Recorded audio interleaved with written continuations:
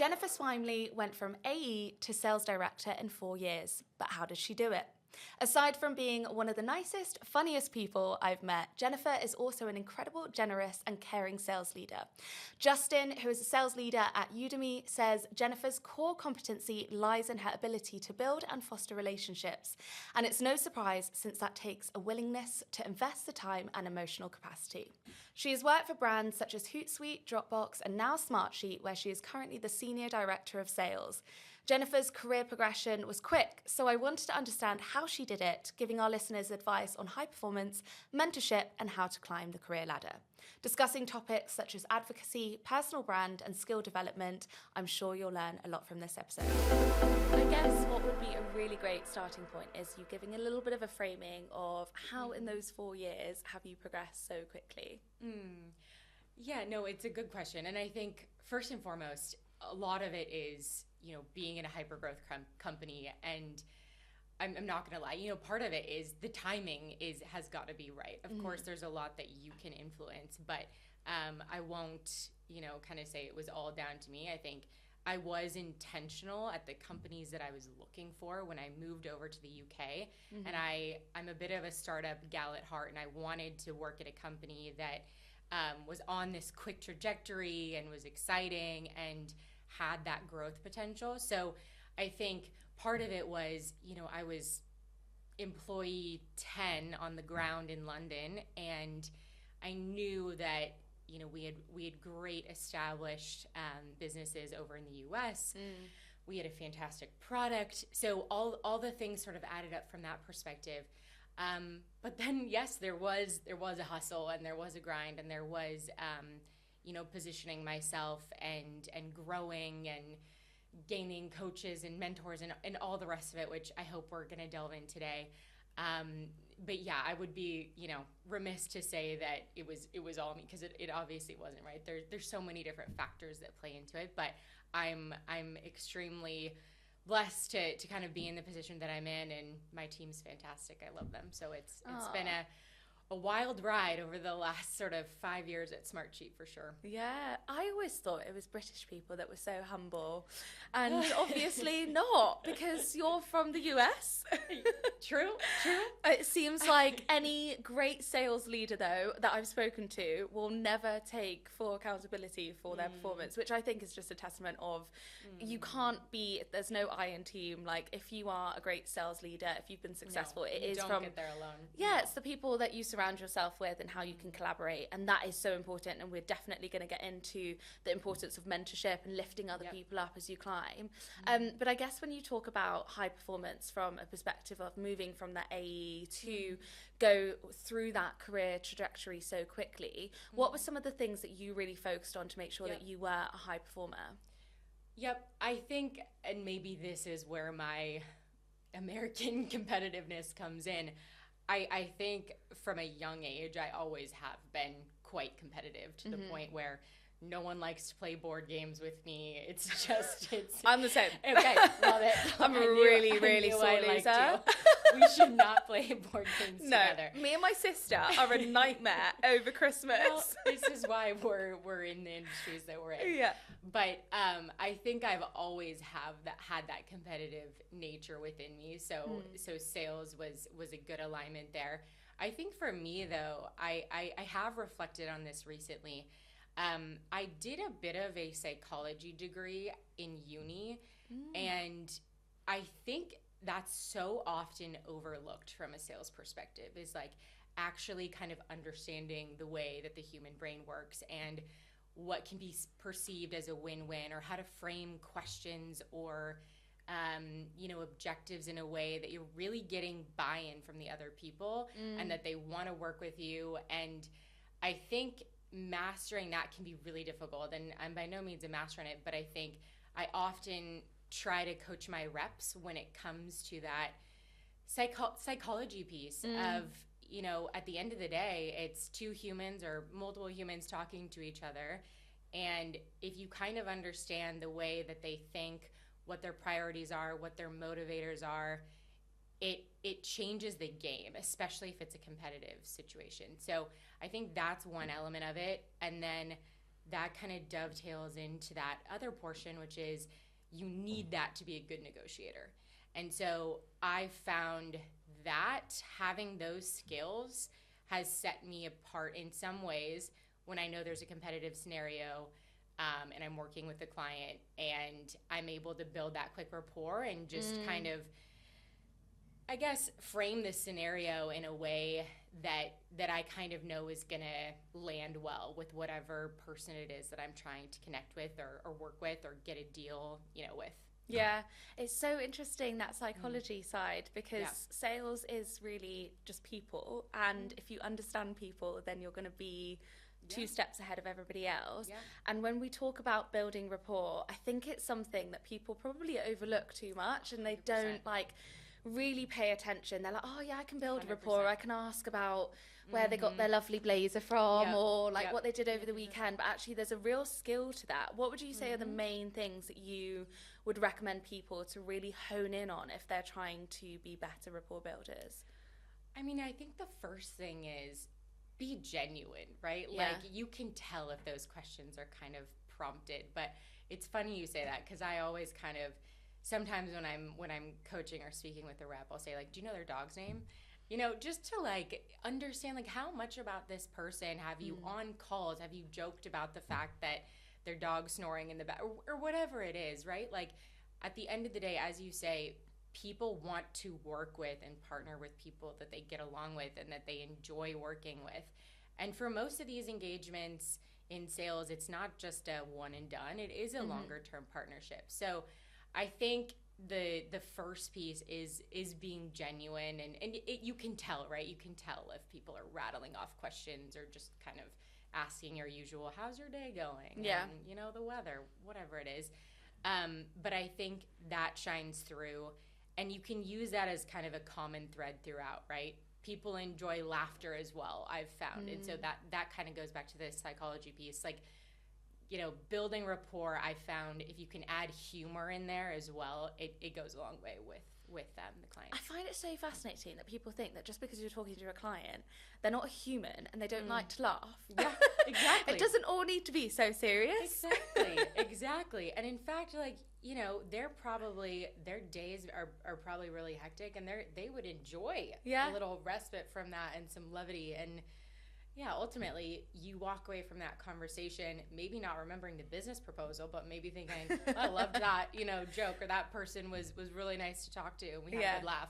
That's going to be more memorable. A huge element of that, because there's so many softwares out there, and I think that when you actually look at what is the USP from one company to another, usually it's the people that are in that 100%. Company. So if you're the person that somebody really builds that genuine rapport with, they leave that call going, I loved Jen, I want to work with her, then they're most likely to go for you.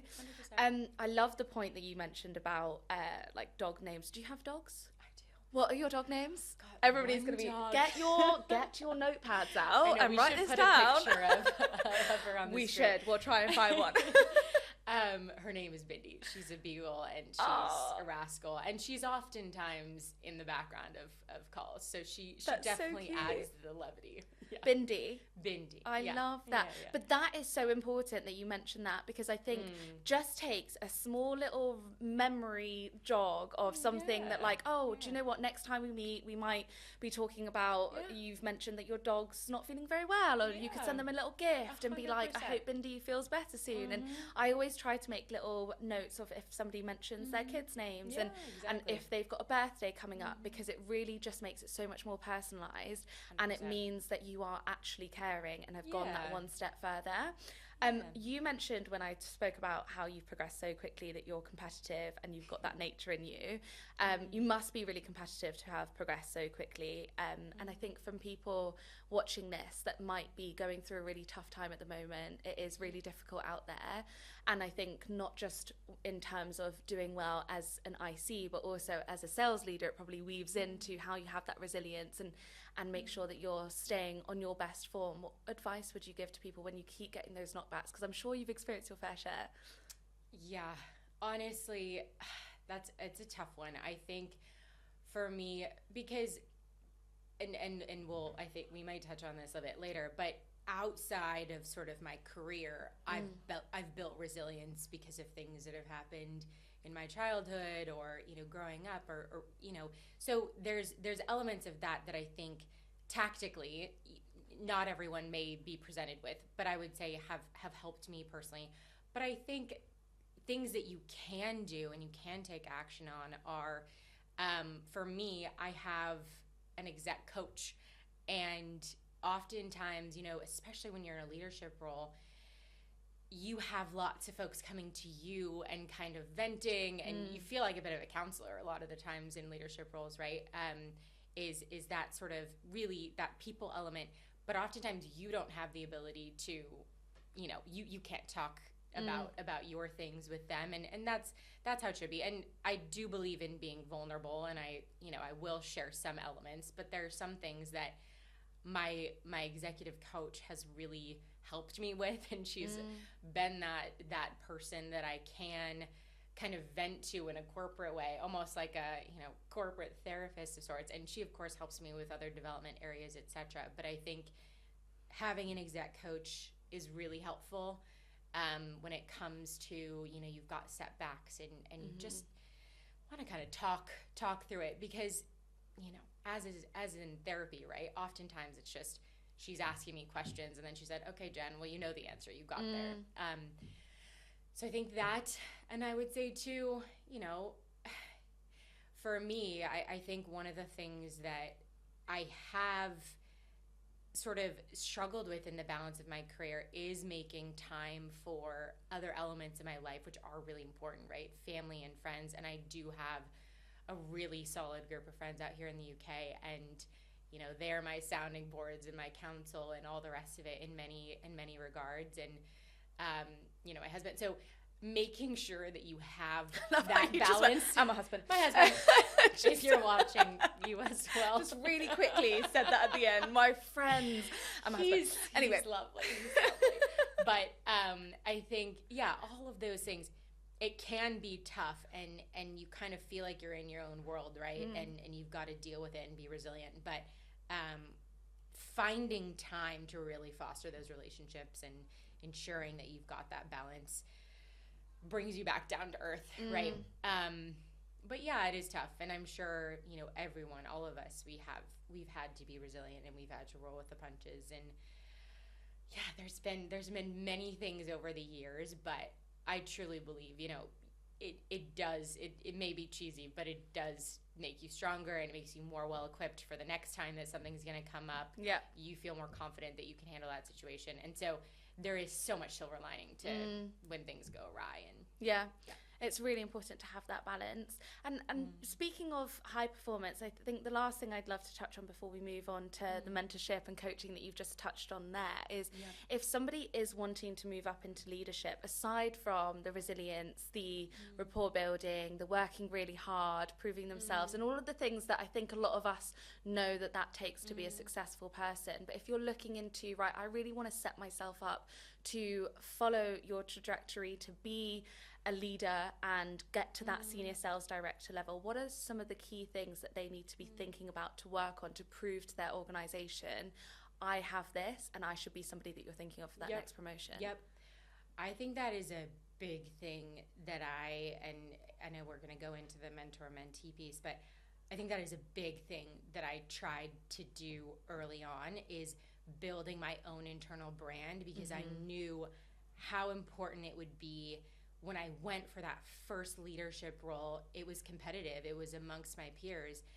And I remember thinking, I really want to meet with these other cross-functional leaders, and I want to talk to them, and I want to understand what pain points they have in their business.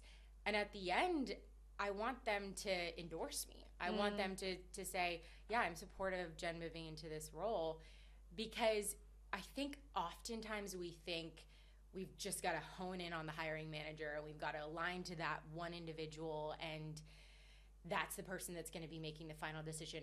And that is to some degree true, right? Like they, in most businesses, are going to be the one to give that final stamp of approval. But I think what some people, especially earlier on in their career, maybe don't realize as much is that there's a larger sort of council of of folks that influence that decision. And oftentimes those are cross-functional leaders that could be working directly with that individual that's moving into that role. And so really building that network and building your internal brand, and part of that internal brand is going outside the realm of your role, right? It could be working with a employee resource group. It could be, running your volunteer day initiatives. It could be so many different things where you can add value to the business and kind of say, look, I'm invested. I'm going above and beyond.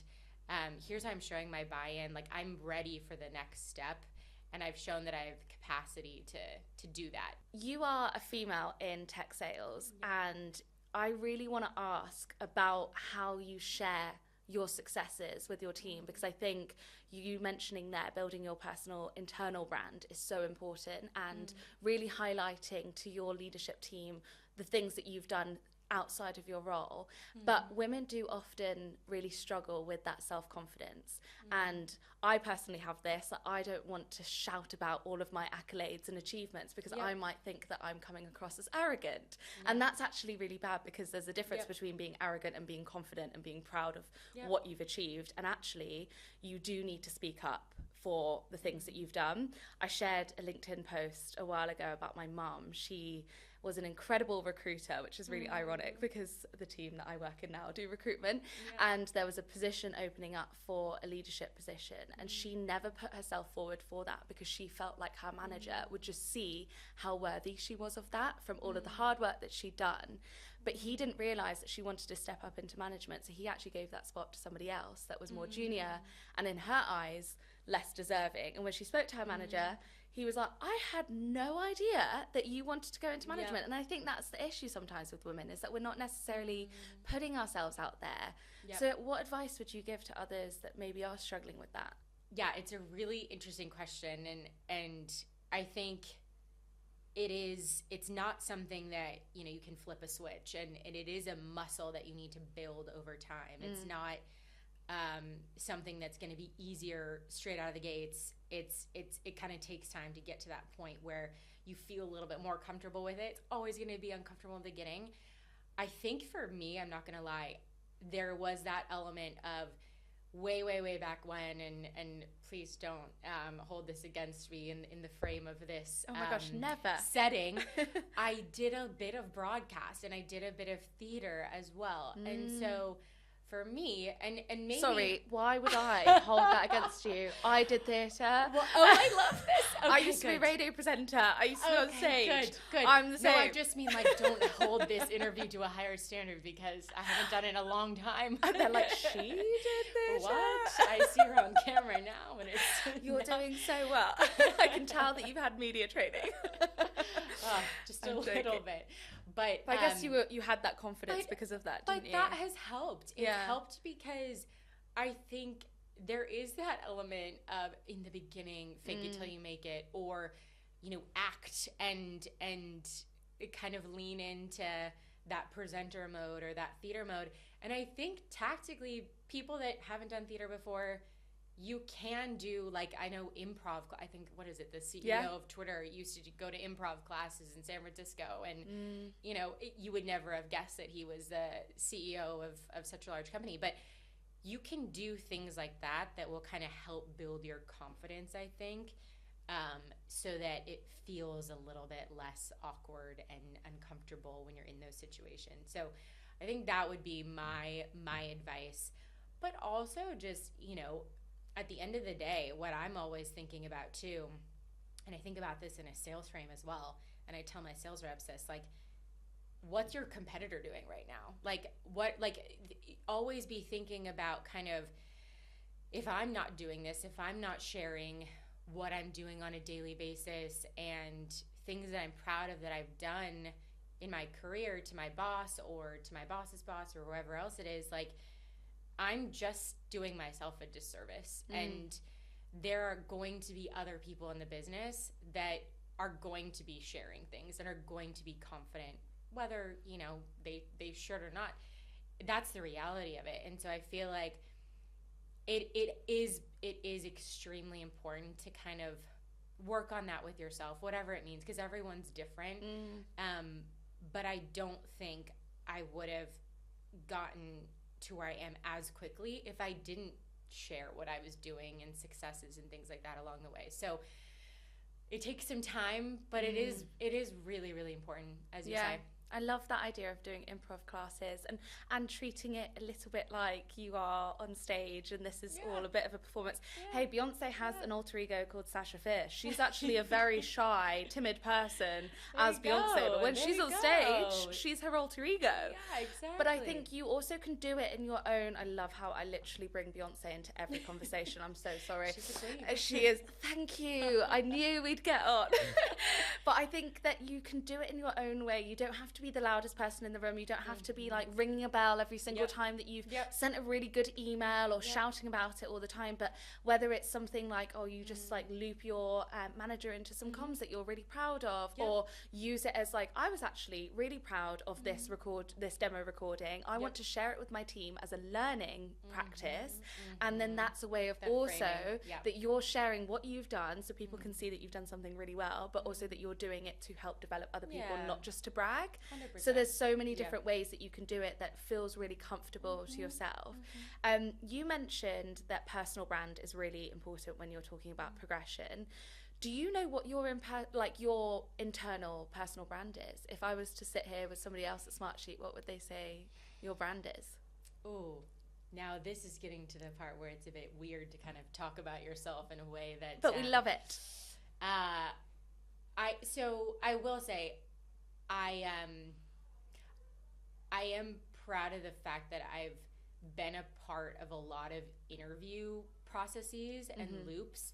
So I was sharing earlier, we were very much a hyper growth business, and I think part of my brand would be I'm brought into a lot of those interviews to hype people up and to see if people are a good culture fit and to be an ambassador to the business and what we're doing. So I really enjoy that. So I would hope that it would be, sort of that warm, welcoming piece. But also, like, I would hope there would be some element of, I am a mentor to a couple different folks. I lead our women and gender minorities group.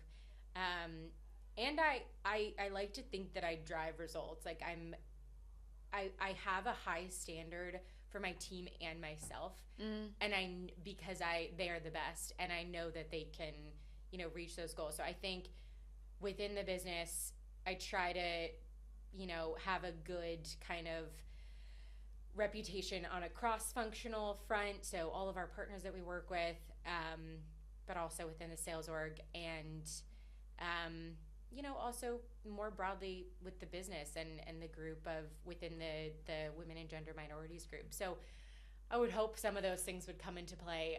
Don't worry, I'm not going to go quiz them. But it's a tough thing to I guess admit to. That's a good question. Actually, as part of like coaching, I would want my people to be able to kind of synthesize that. So I'm going to take that away, Izzy, and you're welcome. Maybe try to write it down and crystallize out of it more. Put it on your mood board. I don't know 100%. Crystallizing that would be good. What is the difference between an executive coach, a mentor? Would you recommend that people have both? And what have you learned from those amazing people that you've worked with?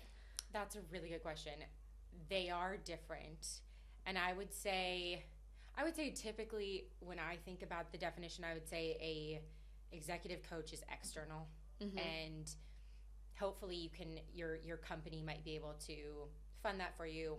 But if they aren't able to, I think it's a worthy investment in yourself. And then a mentor, I would say typically that those are internal folks that are in a position that maybe you want to get to, that you feel aligned to from a values perspective, or you see yourself in to some degree, or you want to emulate to some degree. And yes, I absolutely recommend having both, and actually recommend having as many mentors as you can get, right? I think one executive coach is probably enough, but as many mentors as you can get internally, if they're able to give you their time, it's extremely valuable. And it's valuable for them too, right? I think because I've been on both sides of the coin where I have mentees and mentors, and I know as a mentor I get so much, like I so much enjoy it because I get to witness and be a part of, and just that career journey for the mentees. So don't be afraid to ask for that mentorship and really articulate what it is that you're looking to get out of that. Because I would say that the biggest thing about the mentor-mentee relationship is giving your mentor that clarity so that they can support you on those areas. Like it really is, again, I kind of go back to like the onus is on you as an individual to create that development framework, and the same goes for the mentor-mentee. So yes, I've been so lucky to have, and I've had the same mentor internally for like 5 years now, and she's incredible. We've both moved around a bit to different parts in the globe, but our like monthly standing mentorship sessions have always been consistent. So that has been absolutely integral to, what my, life, career, everything. That's incredible. If people are watching this, because I've been looking at getting a coach, and I think it's something that I would love to invest in. But if you're thinking about a mentor as somebody that you're kind of wanting to follow their career path and have career advice from them, if you're sitting down and going, right, this week I have a session on Monday with my coach, I have a session on Thursday with my mentor, can you give us some understanding of like what kind of questions, because it is all on the mentee, are you asking them more life questions for the coach and career questions for the mentor, or does it cross over? I think the way that I do it, and I don't necessarily, I think everyone's different, and you might need to kind of figure out what makes the most sense for you, but your mentor's often going to have the context of the business, right? And so I think you can get more granular into people that they may be able to connect you to internally, or information, or access, like things like that are specific to that business. But when I'm with my coach, I'm talking much more big picture. I think it's much more like in 20 years time, like mapping out, where do I want to be? What values do I have, and how do they align with what I'm doing right now?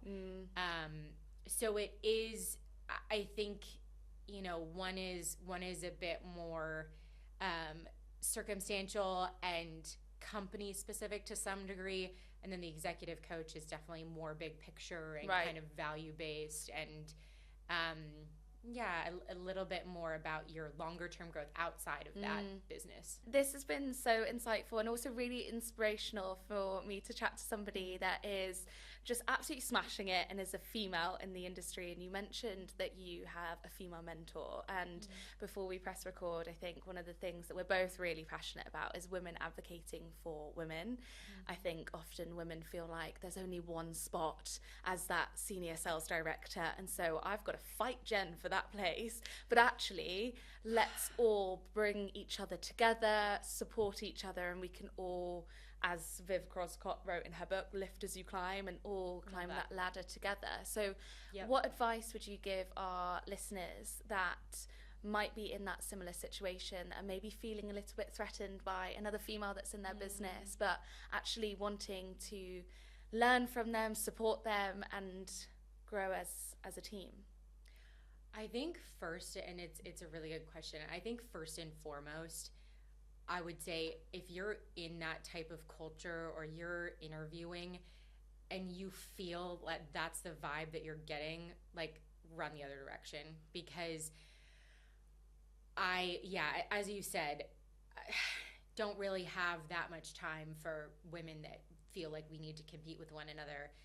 If anything, the more that we have around the table, the stronger we become, the better that company performs. There have been so many studies, and one of the things I'm learning about in Cambridge is that, higher performance correlation to not just gender diversity, all diversity, right? So like if you're getting a sense that your org is not aligned with that, or you're hiring or you're working to move to another company and they're not aligned with that, find a new Red company, flag. unfortunately, right? Like, Yeah.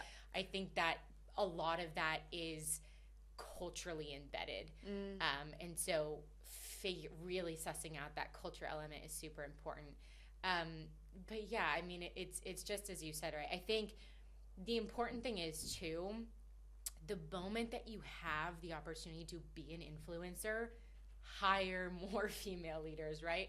If they're, and again, I want to caveat that, because don't just hire them for being a female. Hire them because they are the right person for the job, but make sure that your talent pool is reflective in the way that it needs to be. So for instance, right now I have two, within my direct reports, I have 2 males and 1 female. But prior to that, there were no other female leaders. So there is this element of, yes, it needs to be a concerted effort, but equally, she is not there because she is a female. She is there because she's the best person for the role. And so I think, continue to kind of, it can be difficult and awkward, but I am sort of a challenger persona. Like, continue to push your company on, what are we doing to ensure that we have a pool that's diverse so that we can then select the best candidate from that pool?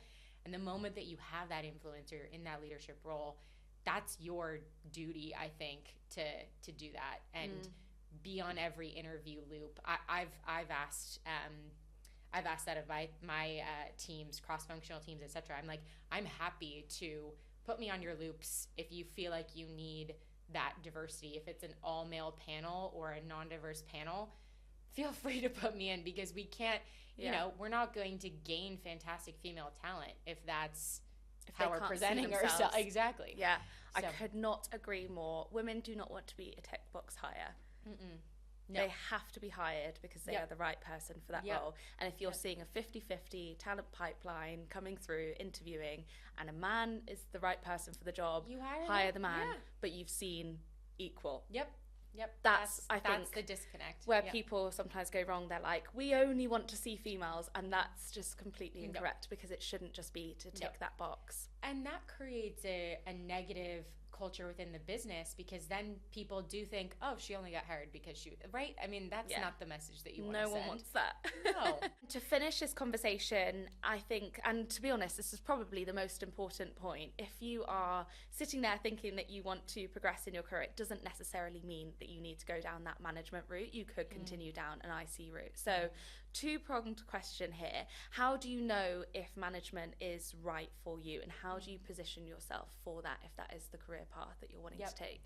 Yep. I think on the first part, I would say earlier on in my career, I thought success looked like a leadership role or a management role. But the later I've gotten in my career, actually, there are days when I wake up and I fantasize being an IC again, right? Really? Like, I miss, I think once a rep, always a rep mentality a little bit to some degree. But I think you've got to make sure you're doing it for the right reasons. And that sounds a bit cliche, but I think it's important that you're not just going into it thinking, you're going to get paid more, or you're going to feel a bit of a sense of power. That's definitely not the right way to go into it. It is tough, and you've got to be doing it for the people. If you're not doing it for the people, you're not going to be rewarded by it. It's going to be a grind in all the wrong ways. And I've seen so many reps that are ICs really be successful in that IC role, right? You can be a really high earner. You can have tons of influence and sort of power if that's what you're after as an IC. So I don't think that that's, the only kind of ways to promote or get to that next phase in your career. It can look very different for multiple people. But I think, really sit down with yourself and have that tough conversation of, what's the root of why do I feel like I want to do this? And if it feels like it's not a value-based piece, it's probably not the best path at this point in time. But you know what? A lot of salespeople, I appreciate it when I sit down in an interview and someone's frank with me and they're like, I just want to make money. I'm like, great, okay, I get it, and to a certain degree, we all do, but it can't just be for that, right? I think tactically, This is a really good one because I've worked with a lot of reps and managers on how do you position yourself for that next step. And I don't think that every business is different, and there's probably not a perfect playbook, but what I often work with my folks on is build your one slide. Don't build an entire giant deck. Build one slide and have it be your accomplishments year by year. And again, this is sort of like it feels a little bit icky because you're kind of putting all of your success on one side. But maybe do a couple practice rounds for your family or your friends so you feel good and confident when you're going through it. But one slide, present it to your boss, and then ask that individual, do you have any feedback? Is there anything that I can add? Do you feel aligned with this? Go through some of those discovery questions. If their answer is, yep, I'm in complete alignment, then say, great. Will you sponsor me? Will you endorse me to pitch this to your boss? Because I would really value their feedback as well. Nice. And I want to make sure that I have buy-in at sort of the levels that are needed, because ultimately that individual more than likely is going to need to get approval from that individual, right? And so I think, yes, it's can be a little bit tricky, but I've coached some reps on that, and it's been helpful, right? Because if you sit down and it's just a question of why and you start rattling off reasons, it's when you've got that slide to speak to and you've got the numbers and you feel confident in presenting it, it's such a game changer. Just kind of going way, way back, where this has helped me was I did this right when I was moving into my manager role, initially a couple years back, and it ended up that someone that I was speaking to in a cross-functional department to get their buy-in a couple years down the track ended up being my boss at a later date, right? So just like having that cross-functional alignment and positive brand, and as we were talking about earlier, getting comfortable kind of sharing those successes, really, it goes a long way. That's genius. Everybody has pitch decks for their company to pitch to a client. Why do we not have pitch decks for ourselves? It makes so much sense. Well, you need just one slide. It doesn't have to be, you don't have to over-engineer it, but... Yeah. It's your business hinge profile. It's fab. But I also think that point of getting your achievements on there, you've got the numbers. As a female, not to go back to that topic, but when you're talking about why you deserve that promotion, often women go into those conversations like, I feel like I've done really well. It's more with their emotion, and that's a huge stereotype. I know a lot of men sometimes do that. But if you go, no, actually, I've done X, Y, Z. I've brought this much money into the business. I've hit these targets. That is so much stronger, and that's your why. It's indisputable, They can't argue with that. Yeah. You've ended with a mic drop. Thank you so much for sharing that. I have learnt so much from you today, Jen. But as we finish every episode on Sales Unfiltered, what is one challenge that you've faced in your career or life that has shaped you where you are today? It's a good one and a deep one. I think I alluded earlier, and I don't want to kind of I'll go into too much detail on it, but I think there have been difficult things that I've had to face in my life that have built that resilience. And it kind of goes back to, I guess, what we were talking about earlier on of difficult things will continue to be thrown at you, especially in sort of the sales leadership world and in sales. It's a grind, right? It's tough. It's a tough gig. And I think it can wear you down and it can lead to burnout. And those challenges are inevitable. So I think just, what we were kind of talking about earlier, like have that be your superpower if you can, and ensure that you are kind of checking in with yourself mentally and physically, like making sure that you're not kind of letting those things go by the wayside, because I have had periods in my life where I've been so sucked in and so drained that I've had physical health issues because of it, or mental health issues because of it. And I've had very real conversations with family members that are like, Jen, we're worried about you. Something's got to give, right? And so I think, one, making sure you have those accountability partners in your life that are willing to call you up and say, this isn't working. I can see what's happening here, and you need to prioritize, like, taking yourself for a walk with the dog today or whatever it is. But making sure you kind of know what those things are for you that brings you back down to earth. For me, it is being outside, being with friends. So really ensuring that you carve out time for those, because there's been lots of challenges, and that's always been my North Star. Yeah, I'm sure Bindi has helped you yes. so many times. Oh, she is the best. Dog cuddles are just the one, aren't they? Oh, it's the best. Thank you for sharing. I'm sure so many people can relate to that and have been through those times, and it's really important for you to have that support network around you, and check in and go, do you know what? True friends and family will tell you when they're like, something's not right here. Don't just keep going, because if you keep going, it's only going to get worse. Exactly. Address the situation. Exactly.